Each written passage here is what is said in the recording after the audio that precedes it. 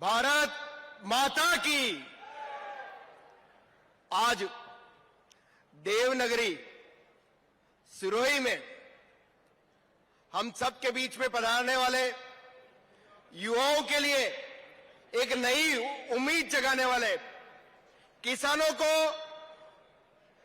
नई नई सौगातें देने वाले, आज सिरोही में आज हमारे किसानों के इस कार्यक्रम में हमारे बीच में पधारे हैं किसान पुत्र आदरणीय भजनलाल जी शर्मा साहब, आदरणीय मुख्यमंत्री जी।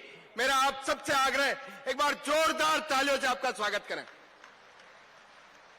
कार्यक्रम में हमारे बीच में विराजमान भारतीय जनता पार्टी के प्रदेश के यशस्वी अध्यक्ष आदरणीय मदन जी राठौर साहब, आदरणीय जोराराम जी कुमावत साहब, ओटाराम जी देवासी साहब और मंच पर विराजमान सभी सम्मानित सभी विधायकगण, सभी अतिथिगण। सबसे पहले तो मैं हमारे यशस्वी मुख्यमंत्री जी को मैं धन्यवाद देना चाहूंगा कि आजादी के बाद पहली बार किसानों को अगर किसी ने सीधा सहयोग देने का काम किया है तो देश के यशस्वी प्रधानमंत्री जी आदरणीय नरेंद्र मोदी जी ने दिया है।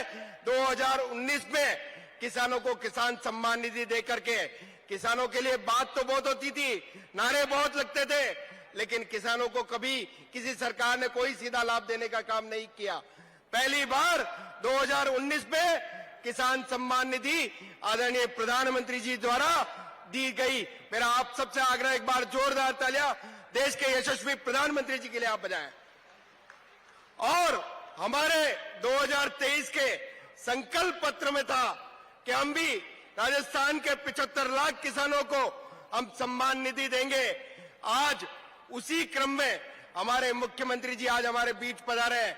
उस संकल्प पत्र को पहले भी आपने देखा होगा, सरकारें तो पहले भी थी, जो उनके नेता भी आपने देखे होंगे, वो हमारे बीच आए थे और गिनती लगाई थी कि 1 2 3 4 5 6 7 8 9 10 और देश के राष्ट्रीय नेता आए और राजस्थान के सारे किसान आज भी वेट कर रहे हैं कि वो कर्जा माफी होगी क्या। और एक हमारी भारतीय जनता पार्टी की सरकार है, आदरणीय भजनलाल जी की सरकार है। जो किसान वेट कर रहे थे उन किसानों को अब की बार संकल्प पत्र में हमारे था और पहले ही बजट में राजस्थान के किसानों को उनकी सम्मान निधि देने का काम हमारी राजस्थान की सरकार ने किया, आदरणीय भजनलाल जी शर्मा साहब ने किया। एक बार जोरदार तालियों के साथ उनका धन्यवाद करें कि हमारी सरकार जो कहती है वो करती है और पहले ही बजट में उन्होंने देने का काम किया। अभी आप टीवी पे देख रहे होंगे कि किसान भी जो है वो अपने परिवार के साथ आराम से चैन की नींद सो सके, इसके लिए उन्होंने 2027 में राजस्थान के किसानों को दिन में बिजली देने का वादा किया। किसानों को पानी की कमी नहीं हो, इसके लिए उन्होंने जो बरसों से अटकी हुई योजना थी उस ईआरसीपी योजना को धरातल पर लाने का काम हमारे किसान पुत्र आदरणीय भजनलाल जी शर्मा साहब कर रहे हैं। मेरा तो आप सबसे आग्रह है, सरकारें बहुत देखी होगी, आज इतने सारे युवा आज आए हुए हैं। पहले हमने सरकार देखी किस तरह से उस सरकार में 5 साल की सरकार में, कांग्रेस की सरकार में जिस तरह से पेपर लीक होते थे, उन पेपर लीक माफियाओं पे शिकंजा कसने का काम और उन अपराधियों को जेल में भेजने का काम राजस्थान में मुख्यमंत्री जी आदरणीय भजनलाल जी के नेतृत्व में हुआ है। और केवल उन पेपर लीक माफियाओं पे शिकंजा कसने का काम ही नहीं, इसके साथ साथ बेरोजगारों को रोजगार देने का काम भी अभी आपने थोड़े दिनों पहले देखा होगा। 1 लाख युवाओं के लिए कैलेंडर जारी करके उनको ये रोजगार देने का काम, उनके लिए नए दरवाजे खोलने का काम हमारी सरकार कर रही है।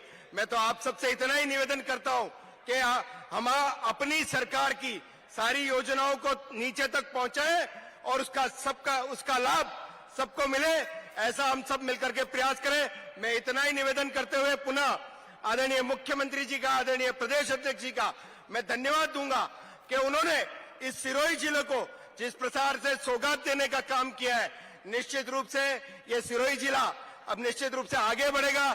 इतना ही निवेदन करते हुए शॉर्ट नोटिस 2-3 दिन में ही कार्यक्रम तय हुआ और इतनी अच्छी संख्या में आप सब पधारे। मेरे को ऐसा लग रहा है जितने पांडाल के अंदर है उससे दुगनी संख्या में लोग बाहर है। निश्चित रूप से यहाँ की जनता आपके स्वागत के लिए पलक पावने बिछा के खड़ी है। इतना ही निवेदन करते हुए आप सब यहाँ पधारे। आप सबका बहुत बहुत स्वागत, अभिनंदन, धन्यवाद। जय हिंद, जय भारत, जय सहकार।